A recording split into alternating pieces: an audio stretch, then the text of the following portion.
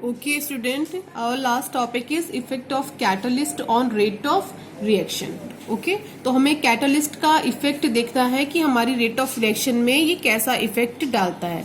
ये तो आप बचपन से ही पढ़ते चले आ रहे हो कि कैटलिस्ट की प्रेजेंस में जो हमारी रेट ऑफ रिएक्शन होती है वो इंक्रीज हो जाती है।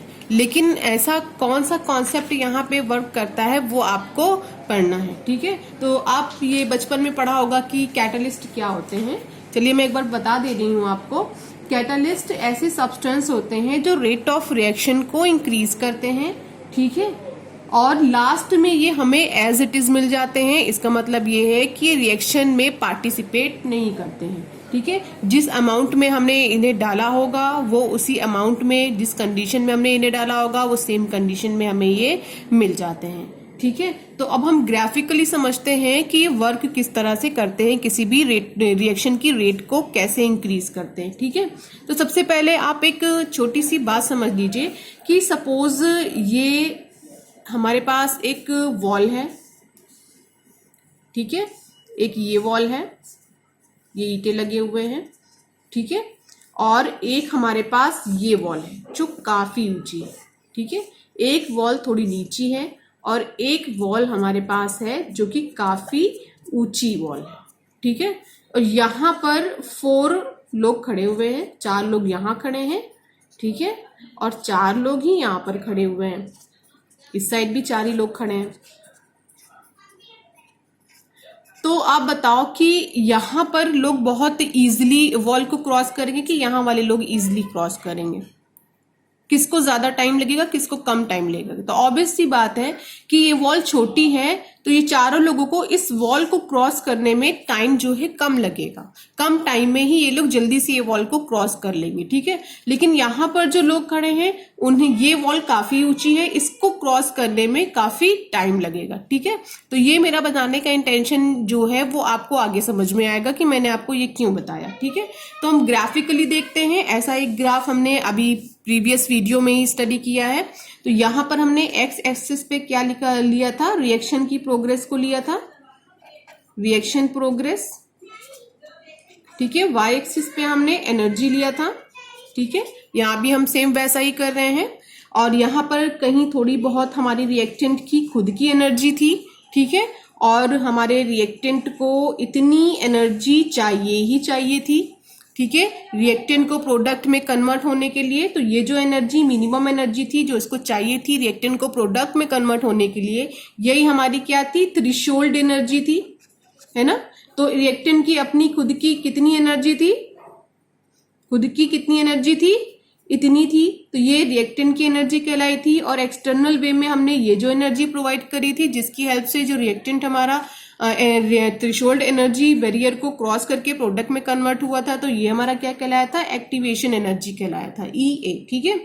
तो अब यहाँ पर जो कैटलिस्ट होते हैं वो क्या करते हैं ये हमको जानना है, ठीक है। तो सबसे पहले तो ये जो कंडीशन बनी है, ये जो आपका थ्रेशोल्ड एनर्जी का बैरियर बना है, ये जो अमाउंट ऑफ एक्टिवेशन एनर्जी है, ये कब बन गई है, तब बनी है जब हमने इसमें अभी कैटलिस्ट ऐड नहीं किया। तो एक कंडीशन कब की है, विदाउट कैटलिस्ट। अब जब हम कैटलिस्ट ऐड कर देंगे तो कैटलिस्ट करता क्या है, जो थ्रेशोल्ड एनर्जी का बैरियर है, ठीक है, इसको कम कर देता है।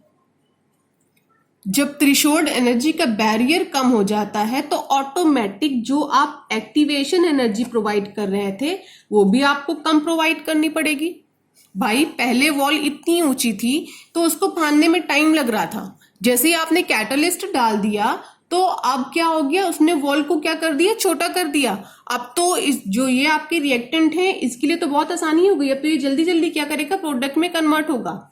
क्यों कन्वर्ट होगा, क्योंकि जो एक्टिवेशन एनर्जी आप प्रोवाइड कर रहे हो इसकी क्वांटिटी को इसने डिक्रीज कर दिया। और क्वांटिटी डिक्रीज कैसे हुई, क्योंकि थ्रेशोल्ड एनर्जी बैरियर को कैटलिस्ट ने क्या कर दिया है, कम कर दिया है, ठीक है। तो ये जो कंडीशन दूसरी वाली बनी है हमारी, यहां से लेके यहां तक, ये किसकी प्रेजेंस में बनी है, कैटलिस्ट की प्रेजेंस में बनी है, विद कैटलिस्ट। तो इतना आपको समझ में आ गया होगा कि कैटलिस्ट एक्चुअली क्या करते हैं। तो कैटलिस्ट हमारी एक्टिवेशन एनर्जी को क्या कर देते हैं, डिक्रीज कर देते हैं। अब कौन से वाली बात है कि एक्टिवेशन एनर्जी कब डिक्रीज होगी, जब थ्रेशोल्ड एनर्जी बैरियर हमारा डिक्रीज होगा। अगर बैरियर ही नहीं डिक्रीज होगा तो हमें तो इतनी एनर्जी प्रोवाइड करनी पड़ेगी।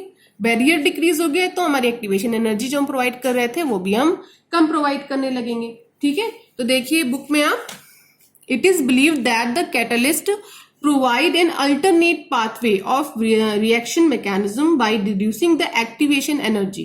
तो एक्टिवेशन एनर्जी को क्या कर देता है, रिड्यूस कर देता है between reactant and product, reactant और प्रोडक्ट के बीच का, and hence lowering the potential energy barrier. ठीक है, जैसा कि आपको देखिए इस डायग्राम में क्या किया गया है, दिखाया गया है। इस डायग्राम में देखिए पहले इतना बैरियर था जब आपने नहीं डाला था कैटलिस्ट को, लेकिन बाद में एक अल्टरनेट पाथ प्रोवाइड कर दिया जो बैरियर था, उस बैरियर को यहां से कहां ला के खड़ा कर दिया, यहां पर लाकर खड़ा कर दिया, यानी कि अब आपको एक्टिवेशन एनर्जी कम देनी पड़ेगी। ठीक है, और एक जो दूसरी इंपॉर्टेंट पॉइंट है यहाँ पर, सबसे इंपॉर्टेंट पॉइंट ये है जो अब वन वर्ड में अक्सर पूछा जाता है या फिर एमसीक्यू में पूछ लिया जाता है।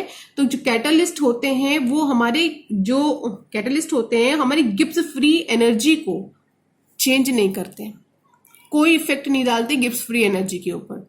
ठीक है, तो ये कुछ इससे इंपॉर्टेंट पॉइंट थे और यही आपका लास्ट टॉपिक था। इसके बाद आप कोलिजन थ्योरी देखिए, ये तो आप इसे प्रीवियस लेक्चर में ही पढ़ चुके हो। ठीक है, अब इसके बाद हम इससे रिलेटेड न्यूमेरिकल स्टार्ट करेंगे।